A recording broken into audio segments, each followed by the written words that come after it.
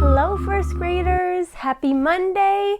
We have only 3 weeks of school left, so our time with our lessons is almost up. And so because we have only 3 weeks left, we're going to start doing something pretty cool, something that's practicing all the skills that we've learned this year at the same time in the same book. So, in order to get ready for today's lesson, you're going to need a turn and talk partner. I will be using my hippo friend named Happy the Hippo, who's gifted to me by one of my other teacher friends.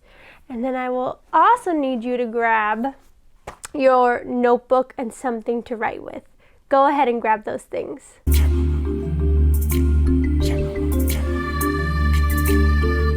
Okay, let's get started. So, today we are going to be reading a really exciting new book called An Elephant Grows Up.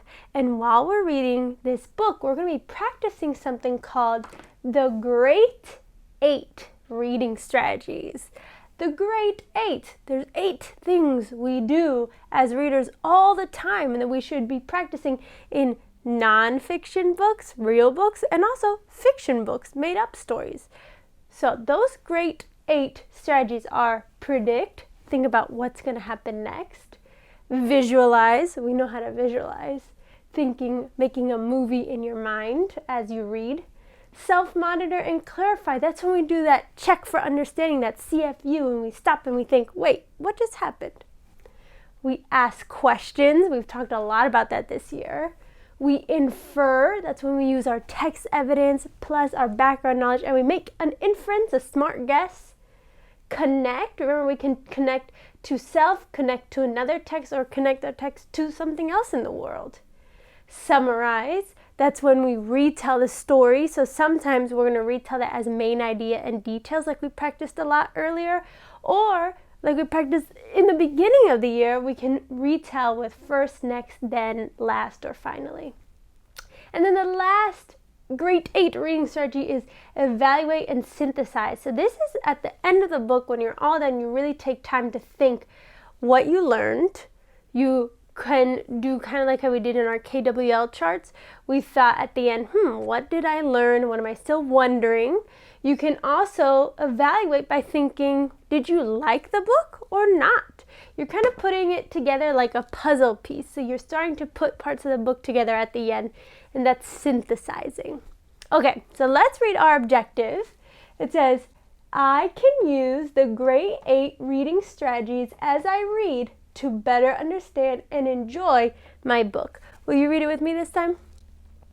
I can use the Great 8 reading strategies as I read to better understand and enjoy my book. Okay, so we're using these. Why? Well, because it helps us to, all these things help us to better understand what we're reading, which is the big point of reading is to understand. Right? We don't just read to read, we read for meaning. So all this helps us better understand the book, and it helps us enjoy what we're reading even better. So today we're going to do some of these 8 strategies. Next lesson we'll do a few more, and in the last lesson we'll do these last 2 strategies. So we're going to break it up across the week in reading this book. Okay. An Elephant Grows Up. I'm going to start reading. I'll let you know which strategy we're doing at which time. You might be doing more strategies than the ones I'm calling out, and that's awesome. You might be doing them at different times of the book because all these can really happen throughout the whole book. But I'll be calling out certain ones we'll do, and I'll let you know when to start using your journal to write those things down. Okay, me and Happy the Hippo, we're going to start reading An Elephant Grows Up.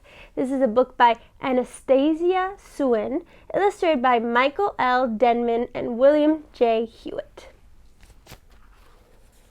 An Elephant Grows Up. Welcome to the world of wild animals. Follow a baby elephant and her brother as they grow up under the hot African sun.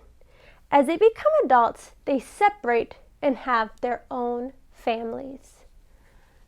So right away, we know something good readers often do is ask questions before we read to set a purpose for reading. So our first grade 8 strategy we're doing today is asking questions.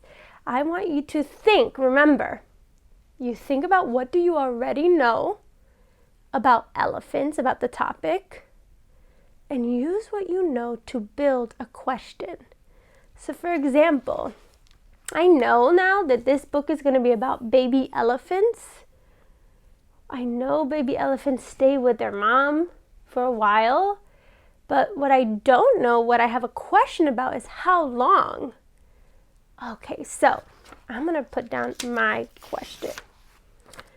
I wonder how long a baby elephant stays with its mom. That's what I'm wondering right now. Will you take a moment in your notebook? You're going to fold it in half like we did a couple lessons ago. Make a line down the middle, and on your first chunk of the page, write ask questions. And then write down your question. Maybe you're asking more than one question, and that's awesome. But you can just write down at least one question you have about elephants or baby elephants. Go ahead.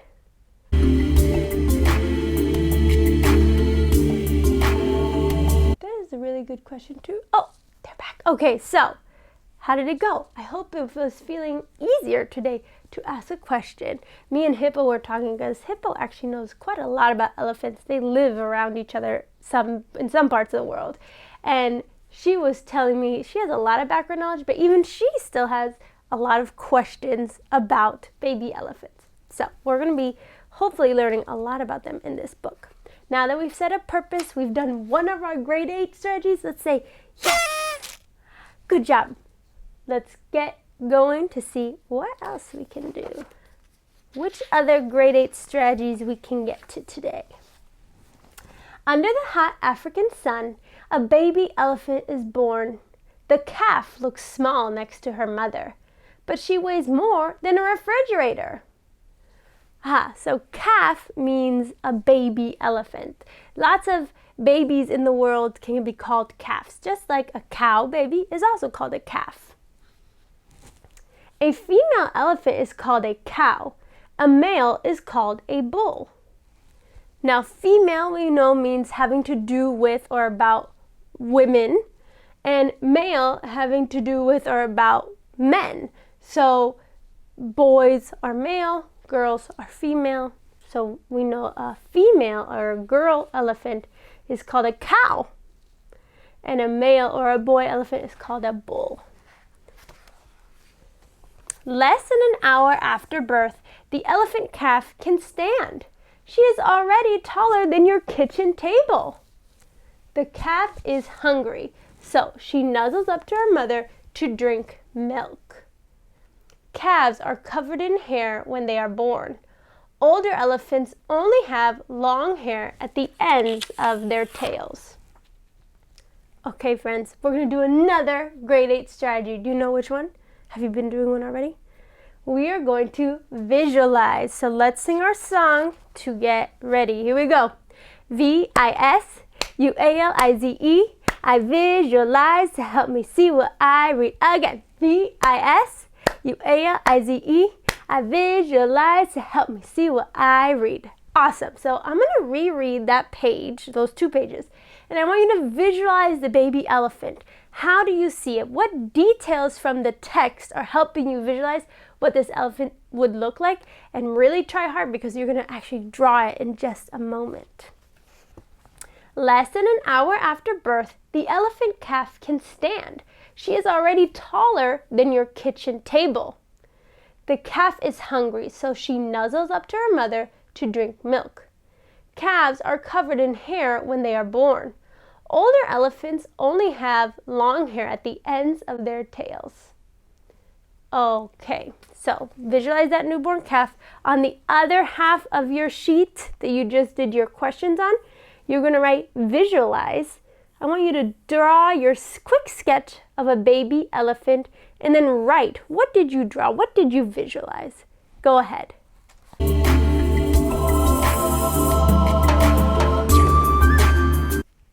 How did it go? Oh my gosh, I'm so excited to see what you visualized.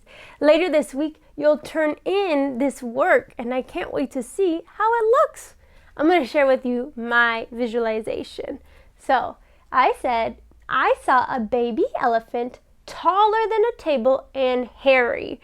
I remember the text told me, it's a baby, but it's already taller than my kitchen table. And it told me it's born with a lot of hair. So I tried my best to draw an elephant. Wow. So fun to visualize. Really helps me better understand and enjoy my book. Awesome. We did 2 of the great 8. Let's do a double. Yes, ready? Yes, yes. 2 done out of 8. If we can get all 8 done this week, then we can have a little dance party. Here we go. Mothers and their young stay together in one herd. Young adult males and older males roam by themselves or join small herds of other males. So a herd, remember, is a large group of animals, and roam means to walk or travel about, to wander about.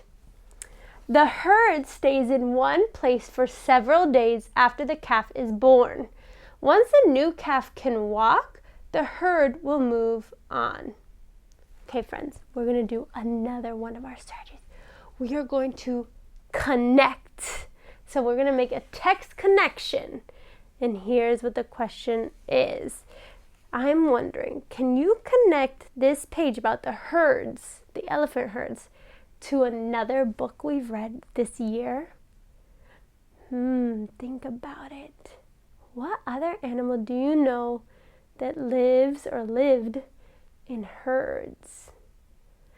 And if you can't remember one of the texts from this year, then instead of making a text-to-text connection, you can try to make a text-to-self connection.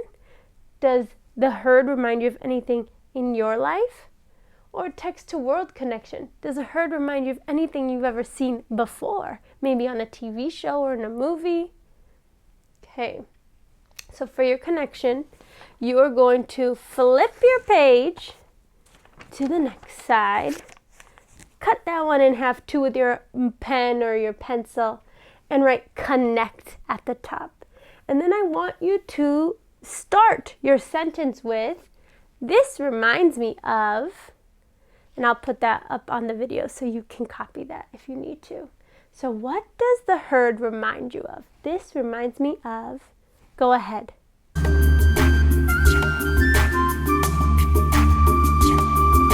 Okay, so hopefully you've written down your connection and hopefully you turned and told your partner. So I'm going to turn and tell my partner now. If you haven't yet, you can pause the video again and do that now. So I made a connection. Happy? This reminds me of the book Dinosaur Babies, because some dinosaur babies lived in herds too, and the herds, they'd protect the babies. Do you remember hearing that book in our class? Happy the Hippo was in our class when we read that book Dino Babies, or Dinosaur Babies, and I remember how the Triceratops, I think it was, they would gather around and put the baby dinosaurs in the middle and make a circle around them. And that herd would really protect their babies. And that's so similar to what the elephants are doing, which is really cool. Awesome. Okay, friends. I wonder what kind of connections you made. I wonder if you remember that book, Dinosaur Babies, or maybe you made a connection to something else. That is totally awesome too. Let's continue. Elephants often walk in single file lines along the trails. The calves walk behind or next to their mothers. Looking for food is a full-time job for elephants. They spend about 16 hours a day eating. They only sleep a few hours a day. The oldest cow in the herd leads the other elephants. She traveled these same trails when she was a calf. Okay, friends, we are going to do our last grade 8 strategy for today. Oh my goodness, I forgot to do a triple yes for our 3 strategies. Let's do triple yes. Yes, yes, yes. Awesome. We are going to do one more. Today we're going to infer or make a smart guess. So what I want you to infer about is what we just read. We had just read that elephants, they walk in a single file line along the trail, and that the calves walk behind or next to their mothers. I'm wondering, why do they walk like this? So I'm asking a question at the same time, and I'm going to infer to get the answer because the book does not tell me why they walk this way. So I want you, for our last thing today, on that last half of your paper, you're going to write infer. And you're going to think about your answer and write it down. You can talk to your partner about it first or write and then share your writing with your partner. What do you infer? And you could say, I can infer, and I'll put that sentence down there. I can infer and think, why do they walk that way? Go ahead.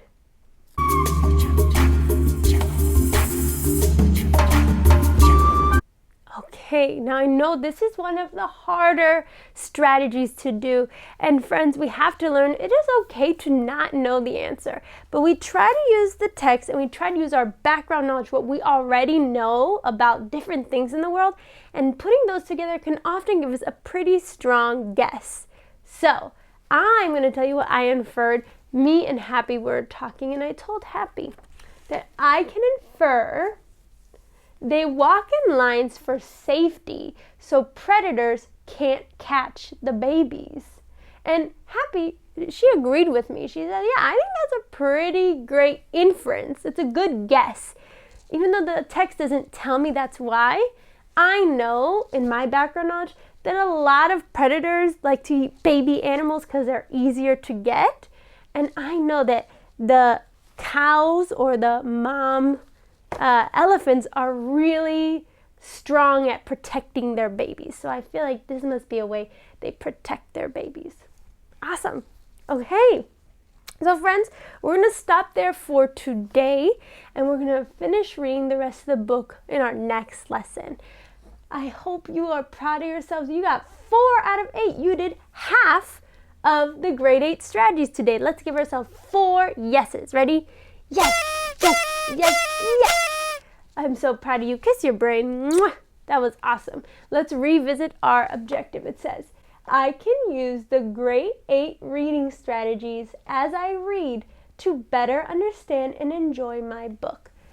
I hope today doing these strategies helped you better understand your book and helped you to enjoy the book a little bit more. We don't have to rush through books. We can take our time reading each page, stopping on each page, and trying out a strategy.